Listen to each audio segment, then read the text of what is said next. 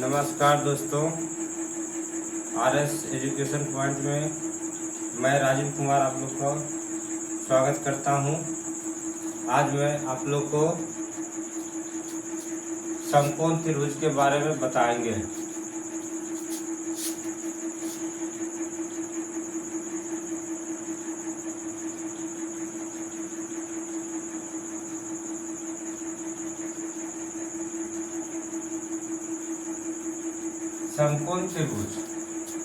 समकोण त्रिभुज एक ऐसा त्रिभुज है जिसमें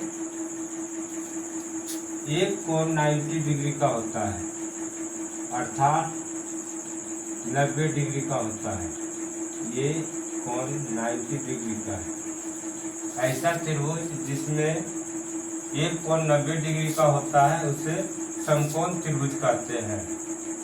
ये सब त्रिभुज से अलग त्रिभुज है।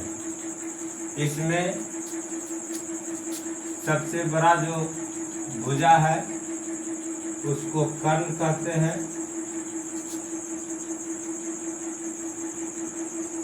ये आधार कहते हैं और इसको लंब कहते हैं। समकोण त्रिभुज का परिभाषा का अगर हम बात करेंगे,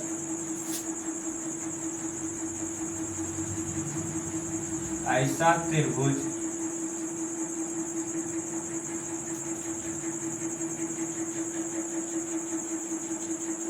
जिसका एक कोण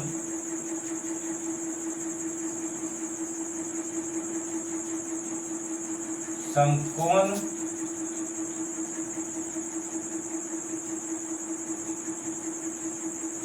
होता है उसे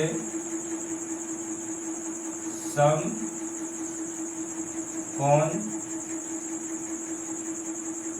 त्रिभुज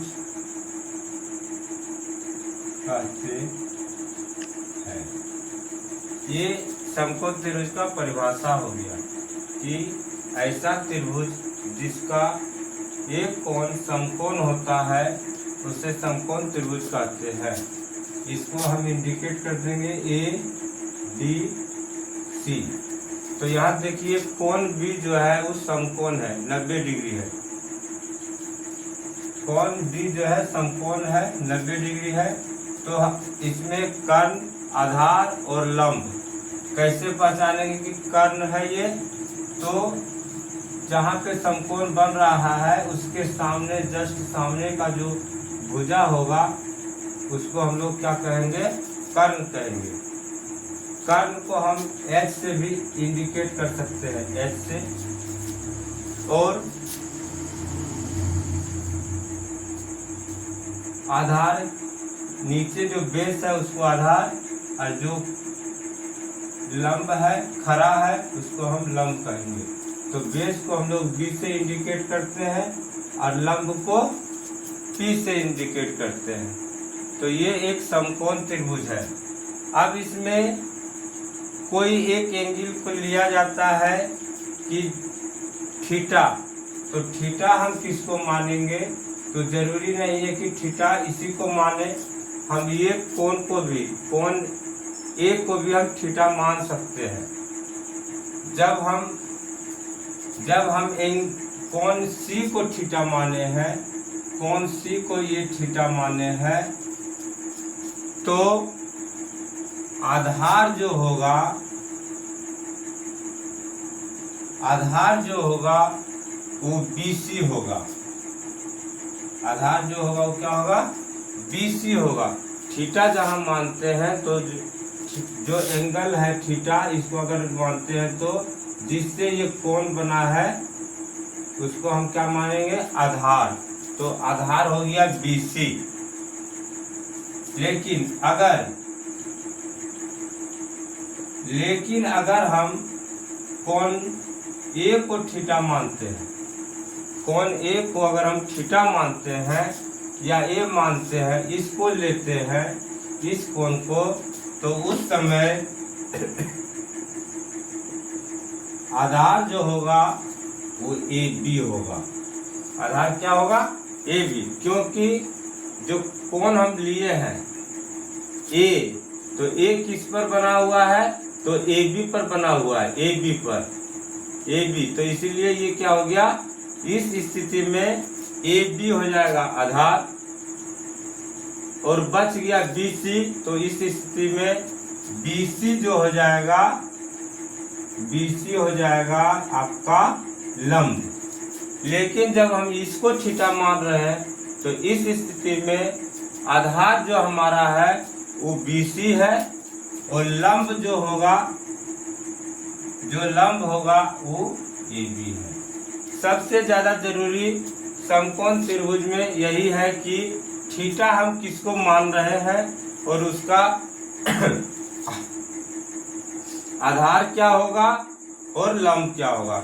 इसी का चुनाव अगर करने के लिए हम जानते हैं, सीख गए हैं, तो समकोण त्रिभुज से जो भी प्रॉब्लम आएगा सॉल्व करने के लिए कोई कठिनाई नहीं होगा। तो आपको क्लियर हो गया होगा कि अगर हम थीटा ये लेते हैं तो आधार मेरा ये होगा, बी सी होगा और लंब मेरा ए बी होगा। अगर हम थीटा को चेंज करते हैं, सी के जगह पे हम एक को मानते हैं, तो उस समय आपका आधार भी चेंज हो जाएगा और लंब भी चेंज होगा। लेकिन दोनों स्थिति में कर्ण, दोनों स्थिति में कर्ण जो है नहीं बदला है, कर्ण जो है वो AC ही है। दोनों स्थिति में अगर हम देखेंगे तो कर्ण क्या है?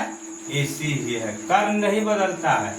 थीटा बदलने के साथ साथ कर्ण नहीं बदलता है, लंब और आधार आपस में चेंज होता है लेकिन कर्ण वही होता है। ये सब बताने से तात्पर्य यह है कि आप त्रिकोणमिति एक चैप्टर है, त्रिकोणमिति एक चैप्टर है, इसमें आप लोग को समकोण त्रिभुज के बारे में ही पढ़ाया जाता है। पूरा त्रिकोणमिति जो है समकोण त्रिभुज से ही रिलेटेड है। जितना भी हम लोग प्रॉब्लम बनाते हैं सब समकोण त्रिभुज पर ही बनाते हैं। इसीलिए ये समझना जरूरी है कि आधार क्या होगा, लंब क्या होगा और कर्ण क्या होगा। अगर आप लोग को ये क्लियर है तो हम जो है आगे बढ़कर आप लोग को सवाल बनाने का सूत्र जो होता है वो आप लोग को हम बताते हैं।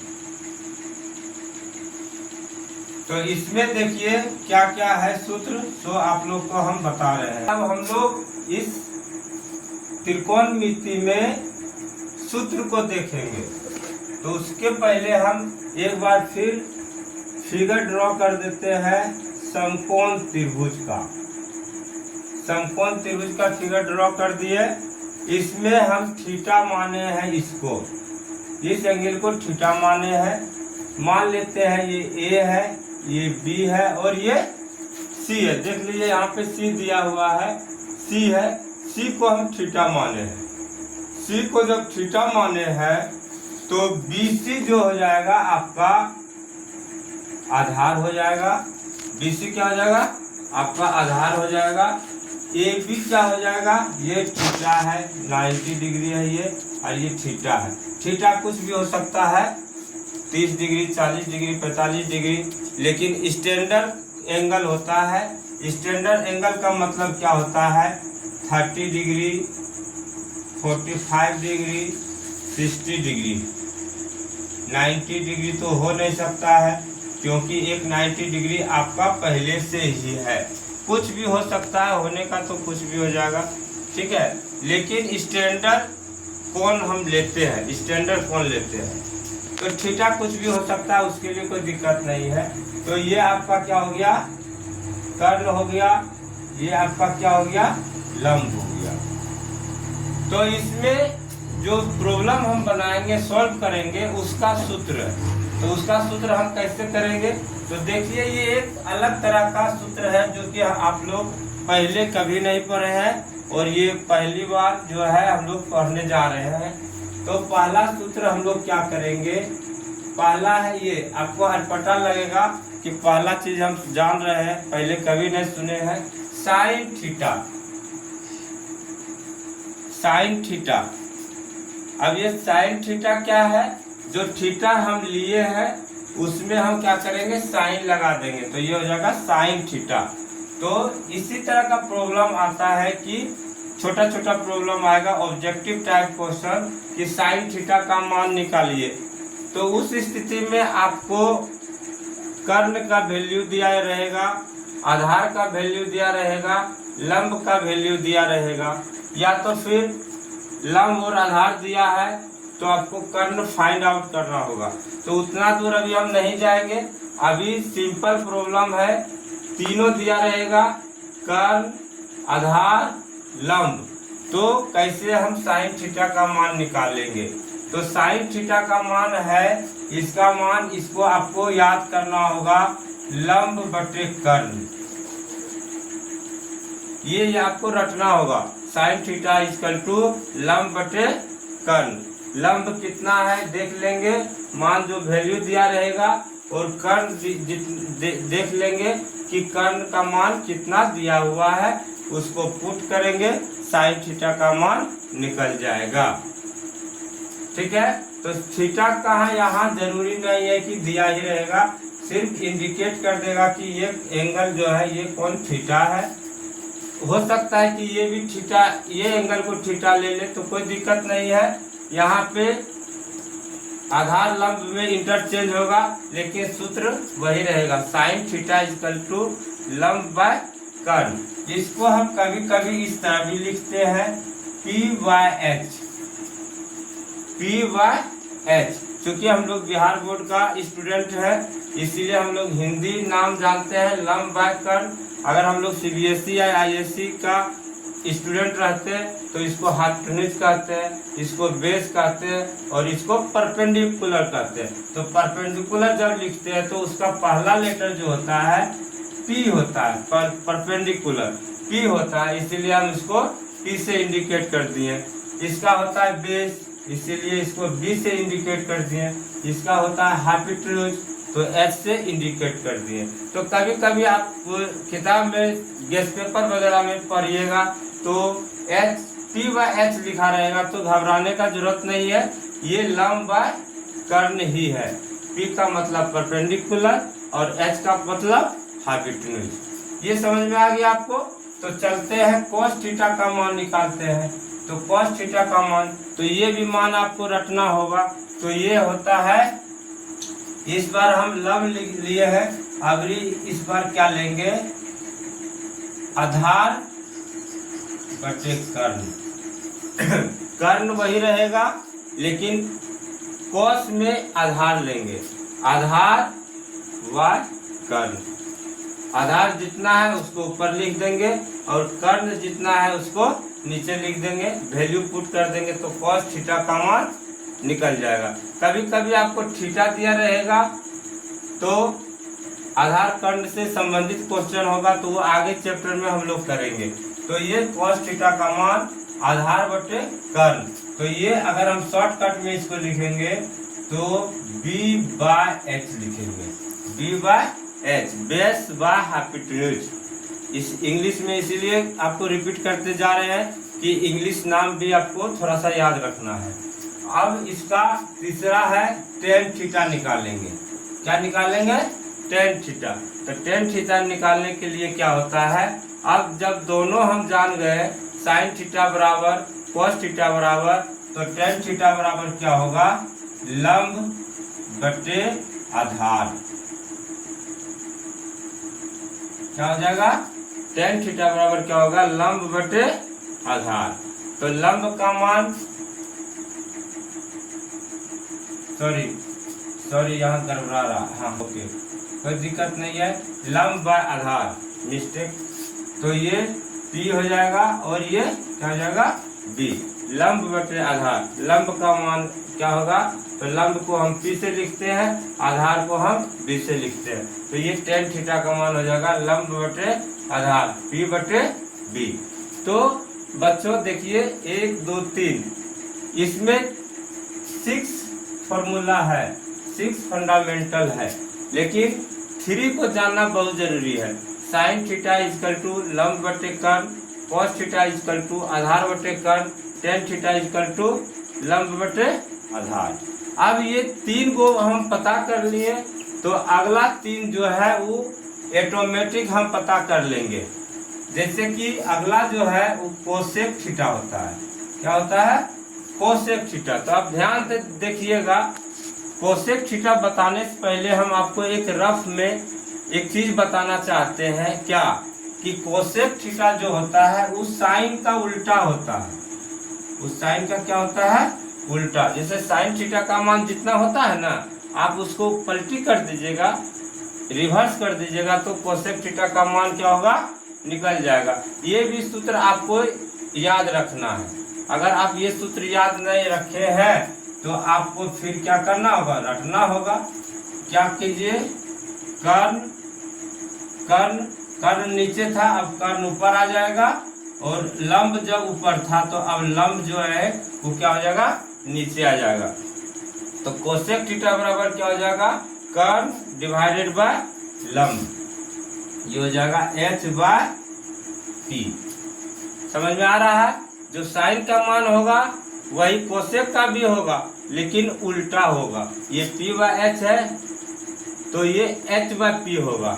उसी तरह कोस का उल्टा होता है कोसेक, सेक। क्या होता है? सेक थीटा होता है। कोस का उल्टा क्या होगा? Sec theta. तो कोस थीटा बराबर क्या है? आधार बटे लंब है, आधार बटे कर्ण है, तो कर्ण बटे आधार, कर्ण बटे आधार। कर्ण ऊपर, कर्ण नीचे था, कर्ण ऊपर चल गया, आधार ऊपर था तो आधार नीचे आ गया।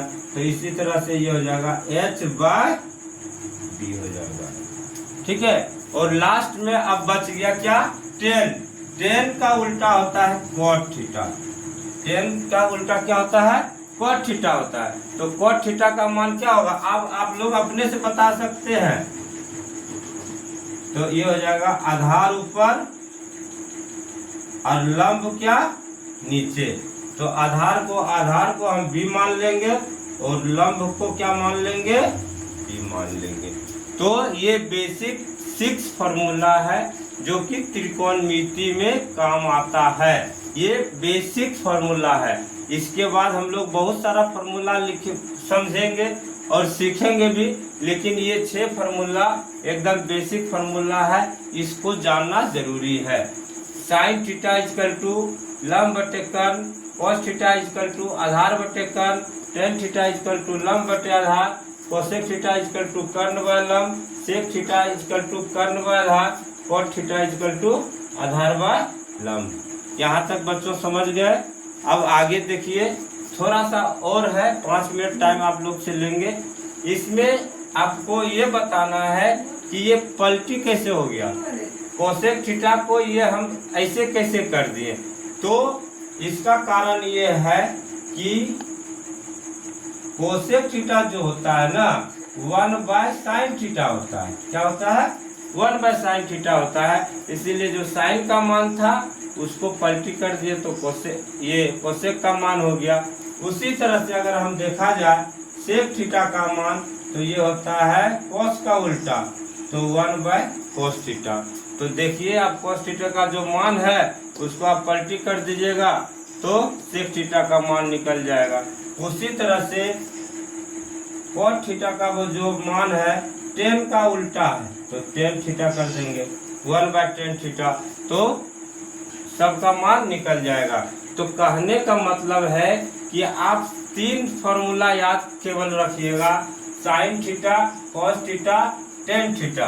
तो 3 जब याद रखिएगा तो 3 ऑटोमेटिक आपको अपने से ही याद हो जाएगा। तो ये आपका आज जो हम बताए ये ट्रिग्नोमेट्री का, त्रिकोणमिति का जो मूल फॉर्मूला है उसको आपको हम बताएं। इसको आप याद कीजिए, समझिए और ध्यान से पढ़िए। अगले क्लास में हम अगला टॉपिक लेकर के आएंगे, इससे आगे कुछ नया बताएंगे। तब तक के लिए नमस्कार।